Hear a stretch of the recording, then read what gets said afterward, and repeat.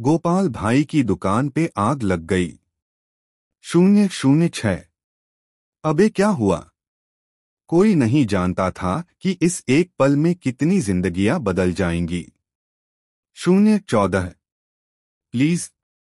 संभाल लिया अपने आप को गोपाल भाई ने, लेकिन उनकी आंखों में जो दर्द था वो किसी तूफान से कम नहीं था। 015। जिंदगी भर की कमाई। जो सपना उन्होंने अपने हाथों से खड़ा किया था वो कुछ ही मिनटों में राख में बदल गया। दुकान में लगी आग सिर्फ दुकान नहीं जलाती बल्कि 3 जिंदगियों की खुशियां भी जला देती है। गोपाल जी जमीन पर गिरकर जोर जोर से रोने लगते हैं। उनकी चीखें पूरे मोहल्ले में गूंज उठती हैं। तभी पुष्पा को फोन पर जब यह खबर मिलती है तो उसका कलेजा कांप जाता है।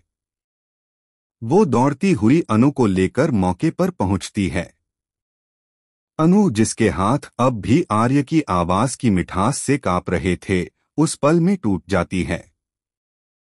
तीनों राख के ढेर के सामने खड़े हैं, आंखों में आंसू, दिल में खालीपन। बरसों की मेहनत, सपनों की नींद सब धुएं में उड़ चुका है। पुष्पा गोपाल को संभालती है। अनु राख में जले कागजों को समेटने की कोशिश करती है, पर राख को भी शायद उनका नाम याद नहीं रहा। इधर मीरा, जो पहले से ही आग की लपटें अपने मन में जला रही थी, इस मौके को अपने फायदे के लिए इस्तेमाल करने की ठान लेती है। वो तय कर लेती है कि अब वो अनु को सिर्फ आर्य की जिंदगी से नहीं, इस पूरे शहर से ही गायब कर देगी। उसकी निगाहों में नफरत की चिंगारियां साफ जल रही हैं। अब शुरू होती है असली साजिश। दूसरी तरफ आर्य लगातार अनु को कॉल करता है। उसकी आवाज में बेचैनी है। तुम ठीक हो? अनु मुस्कुराकर कहती है, हाँ मैं ठीक हूं। सुबह ही तो बात हुई थी ना। लेकिन उस मुस्कान के पीछे की सच्चाई आर्य नहीं जानता। अनु चाहती है कि वो बात कह दे जो मैं सुनना चाहती हूं, वो कहो ना आर्य। लेकिन आर्य फिर वही कहता है, कल ऑफिस में बात करेंगे।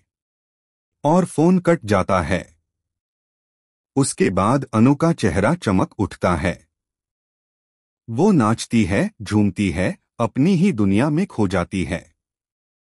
तभी उसकी दोस्त की माँ आती हैं, रजनी। वो कहती हैं, पुष्पा, तेरी बेटी तो लव एरिया में फंस गई है लगता है। पुष्पा हंसकर टाल देती है, पर उसके दिल में एक अजीब डर बस जाता है। लेकिन असली तूफान तो अगले दिन ऑफिस में आने वाला था। ऑफिस में मीरा अनु को देखते ही उसके साथ बदतमीजी